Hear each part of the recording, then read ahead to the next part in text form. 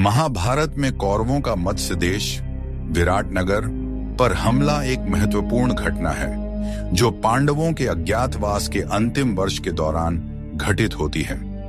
इस घटना के पीछे कई रणनीतिक और राजनीतिक कारण थे और इसका मुख्य उद्देश्य पांडवों को पहचान कर उनके अज्ञातवास की शर्त को तोड़ना था। आइए इसे विस्तार से समझते हैं। एक अज्ञातवास की पृष्ठभूमि। पांडवों और कौरवों के बीच हस्तिनापुर के सिंहासन को लेकर संघर्ष चलता रहा। द्रौपदी के चीरहरण के बाद जब युधिष्ठिर ने द्यूत जुआ में सब कुछ खो दिया, पांडवों को 12 वर्षों के वनवास और 1 वर्ष के अज्ञातवास की शर्त पर भेज दिया गया। यह शर्त थी कि अगर अज्ञातवास के दौरान पांडवों को कोई पहचान लेता तो उन्हें फिर से 12 वर्षों के वनवास और 1 और वर्ष के अज्ञातवास का सामना करना पड़ता। अज्ञातवास के अंतिम वर्ष में पांडवों ने मत्स्य देश के राजा विराट के राज्य में गुप्त रूप से शरण ली। वहां उन्होंने विभिन्न रूप धारण किए। युधिष्ठिर बाक ने कंक नामक ब्राह्मण के रूप में राज दरबार में काम किया। भीम बलवान नाम के रसोइये बने। अर्जुन ने एक नृत्य शिक्षक के रूप में बृहन्नला का रूप धारण किया। नकुल अस्तबल में घोड़ों की देखभाल करने लगे। सहदेव गायों और पशुओं के देखभाल करता बने। द्रौपदी महारानी सुदेशना की सहायिका के रूप में रही। 2. कौरवों की योजना। कौरवों को यह एहसास हो गया था कि पांडव कहीं छिपे हुए हैं और उनका अज्ञातवास समाप्त होने वाला है।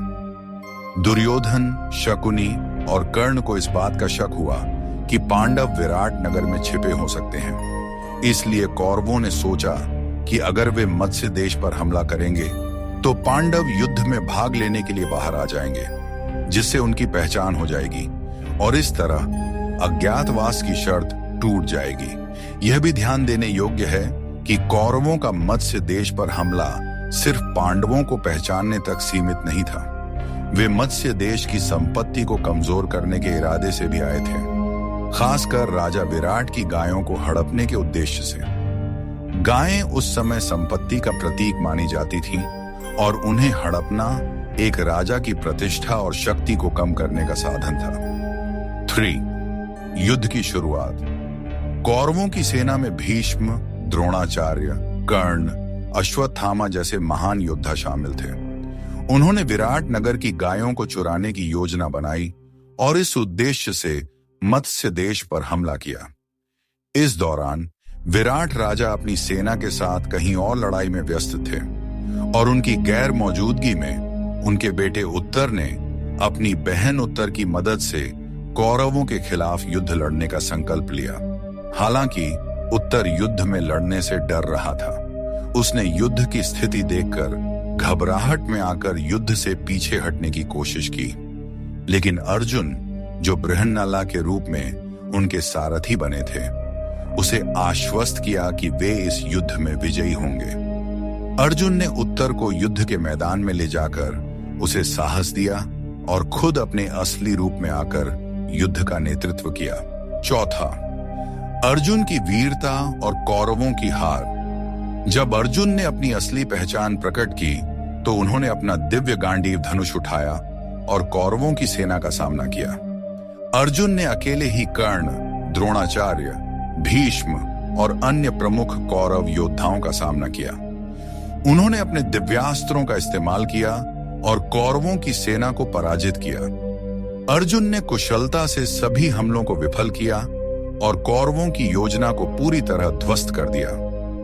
इस युद्ध में अर्जुन ने अपने शक्तिशाली युद्ध कौशल का प्रदर्शन किया और कौरवों की सेना को पीछे हटने पर मजबूर कर दिया। अंततः कौरवों को हार का सामना करना पड़ा और उनकी योजना असफल रही। वे पांडवों को पहचानने में विफल रहे और पांडवों का अज्ञातवास सफलतापूर्वक समाप्त हो गया। 5. कौरवों की योजना का विफल होना। कौरवों का मत्स्य देश पर हमला इसलिए किया गया था ताकि पांडवों को पहचान कर उनकी अज्ञातवास की शर्त को तोड़ा जा सके। अगर कौरव पांडवों को पहचानने में सफल हो जाते तो पांडवों को फिर से 12 वर्षों के वनवास और 1 वर्ष के अज्ञातवास का सामना करना पड़ता। लेकिन अर्जुन की वीरता और चतुराई से कौरवों की यह योजना पूरी तरह विफल हो गई। अर्जुन ने न केवल कौरवों को हराया, बल्कि इस युद्ध में अपनी ताकत और कौशल का भी प्रदर्शन किया। इससे पांडवों की स्थिति और मजबूत हो गई और उनका अज्ञातवास सफलतापूर्वक पूरा हुआ। निष्कर्ष: कौरवों का मत्स्य देश पर हमला एक राजनीतिक और रणनीतिक कदम था, जिसका उद्देश्य पांडवों को पहचान कर उनके अज्ञातवास की शर्त को तोड़ना था।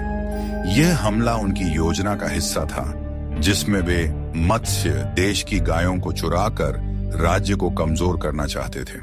लेकिन अर्जुन की वीरता और युद्ध कौशल ने कौरवों की सारी योजनाओं को ध्वस्त कर दिया और पांडवों का अज्ञातवास सफलतापूर्वक पूरा हुआ।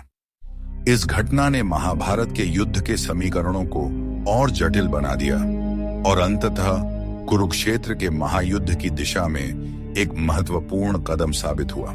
तो दोस्तों, कौरवों का मत्स्य देश पर हमला एक सोची समझी राजनीतिक चाल थी, लेकिन अर्जुन की अद्भुत युद्ध कौशल और चतुराई ने इसे पूरी तरह विफल कर दिया।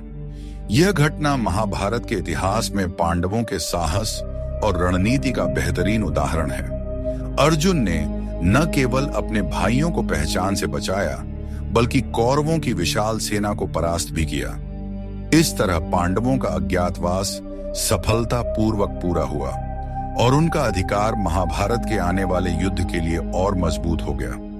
अगर आपको ये कहानी और इसका विश्लेषण पसंद आया हो, तो वीडियो को लाइक और शेयर जरूर करें और चैनल को सब्सक्राइब करें, ताकि आपको और भी महाभारत की रोमांचक कहानियों का पता चलता रहे। इस तरह का निष्कर्ष आपके दर्शकों को जोड़कर रखेगा और उन्हें चैनल से जुड़े रहने के लिए प्रोत्साहित करेगा।